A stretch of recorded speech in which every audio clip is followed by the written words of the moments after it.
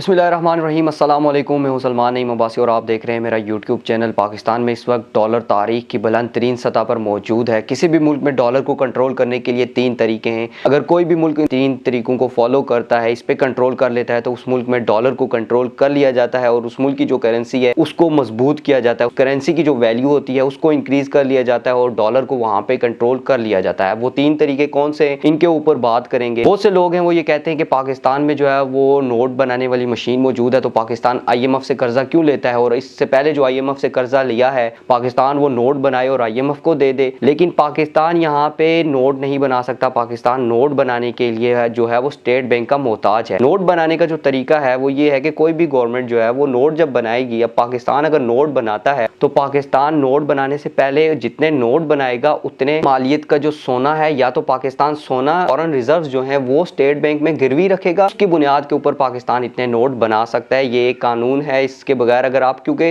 Note जो है वो तो सिर्फ कागज का एक टुकड़ा है, उसकी तो कोई हैसियत नहीं है। तो जो सोना या फॉरेन रिजर्व जो होते हैं स्टेट बैंक के, उसके बाद ये नोट एक किस्म की उसकी रसीद होती है और फिर इतने नोट पाकिस्तान बना सकता है। डॉलर को कंट्रोल करने में किसी भी मुल्क की जो सबसे इंपॉर्टेंट स्टेप है वो है उस मुल्क की एक्सपोर्ट के, वो मुल्क कितनी चीजें एक्सपोर्ट करता है, उस मुल्क की इंपोर्ट क्या है, इंपोर्ट और एक्सपोर्ट में जो फर्क है वो कितना है। तो अगर कोई भी मुल्क जो है वो अपनी एक्सपोर्ट को बढ़ाएगा, क्योंकि जब वो उस मुल्क में से चीजें बाहर जाएंगी तो जाहिर सी बात है इंटरनेशनल ट्रेडिंग जो है वो डॉलर्स में होती है। मुल्क में डॉलर्स वापस आएंगे, डॉलर मुल्क में ज्यादा होंगे तो डॉलर की जो वैल्यू है वो कम होगी, और जब डॉलर की वैल्यू कम होगी तो उस मुल्क की जो अपनी करेंसी है वो इंक्रीज करेगी, उस मुल्क की अपनी करेंसी जो है उसकी वैल्यू बढ़ेगी। पाकिस्तान का ये मसला है कि पाकिस्तान में जो है वो प्रोडक्शन हो ही नहीं रही। पाकिस्तान में जितनी भी पाकिस्तान की एक्सपोर्ट थी इससे पहले वो भी आहिस्ता आहिस्ता पाकिस्तान में फैक्ट्रीज बंद हो रही हैं। अब जैसे पाकिस्तान से सियालकोट से सपोर्ट का सामान पूरी दुनिया में जाता है, तो जब पाकिस्तान में वो प्रोडक्शन होती है, पाकिस्तान से चीजें बन के दुनिया में जाती हैं, तो जाहिर सी बात है वो पैसों से पाकिस्तान देता है ना, तो वो पाकिस्तान में डॉलर्स वापस आते हैं। तो जब मुल्क में डॉलर्स आएंगे, इसी तरह पाकिस्तान अगर हर चीज में अपनी प्रोडक्शन को बढ़ाएगा तो पाकिस्तान में डॉलर की जो कीमत है वो खुद ब खुद नीचे आना शुरू हो जाएगी और पाकिस्तान की जो अपनी करेंसी है वो मजबूत होना शुरू हो जाएगी, मुल्क में डॉलर्स आना शुरू हो जाएंगे। अब इंटरनेशनल ट्रेडिंग जो है वो डॉलर्स में हो रही थी, तो चाइना ने क्या किया, चाइना ने अपनी एक्सपोर्ट को इतना बढ़ा दिया कि अब चाइना में अमेरिका से ज्यादा डॉलर्स चाइना के पास मौजूद है, क्योंकि चाइना की चीजें जो है वो पूरी दुनिया में जा रही हैं।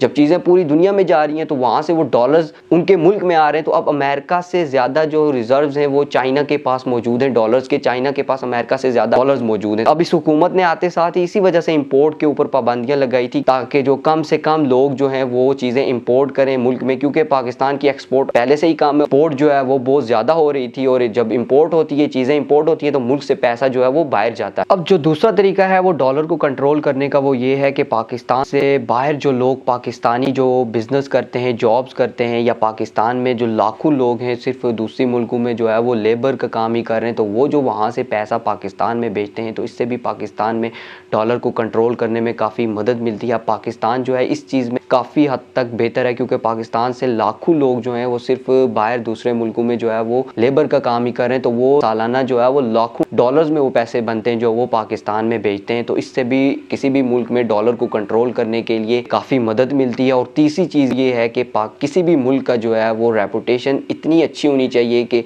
जो दूसरे मुल्क जो है वहाँ पे इन्वेस्टमेंट करें, दूसरे मुल्क अपना इंटरेस्ट जाहिर करें उस मुल्क में इन्वेस्टमेंट करने का। बड़ी बड़ी कंपनीज जो हैं वो अपने ब्रांड्स, अपनी चीज़ों को जो है वो उस मुल्क में लॉन्च करें, उस मुल्क में लेके, जैसे CPEC पाकिस्तान में स्टार्ट हुआ है तो इससे लाखों डॉलर्स की इन्वेस्टमेंट पाकिस्तान में आई है, तो इससे भी पाकिस्तान को फ़ायदा होगा। लेकिन ये चीज़ तब होगी जब किसी भी मुल्क की जो रेपुटेशन होगी दुनिया में वो बेहतर होगी। किसी भी मुल्क की जब रेपुटेशन बेहतर होती है तो पूरी दुनिया अपना बिजनेस वहाँ पे लेके आती है। बड़ी बड़ी कंपनीज जो है अपनी ऑफिस वहाँ पे स्टार्ट करते हैं, जैसे अभी इंडिया में एप्पल ने अपना ऑफिस स्टार्ट किया है, तो पाकिस्तान में इस वक्त जो जितनी भी बड़ी कंपनीज हैं उनके ऑफिस तक पाकिस्तान में मौजूद नहीं। पाकिस्तान फ्यूचर में इन 3 चीज़ों में कंट्रोल कर ले, इन 3 चीज़ों को में अच्छा परफॉर्म करे, तो पाकिस्तान डॉलर को कंट्रोल कर सकता है और अपनी जो करेंसी है उसकी वैल्यू को इंक्रीज कर सकता है। लेकिन अगर फ्यूचर में भी ऐसे ही मामलात रहे, पाकिस्तान की एक्सपोर्ट ऐसे ही रही और पाकिस्तान की रेपुटेशन ऐसी ही रही और पाकिस्तान से फॉरेन इन्वेस्टमेंट पाकिस्तान में ना आई, तो पाकिस्तान में डॉलर को कंट्रोल करना और पाकिस्तान की करेंसी को इंक्रीज करना जो है वो नामुमकिन ही दिखाई दे रहा है। दीजिए इजाज़त, इंशाल्लाह फिर मिलेंगे नए व्लॉग के साथ, तब तक के लिए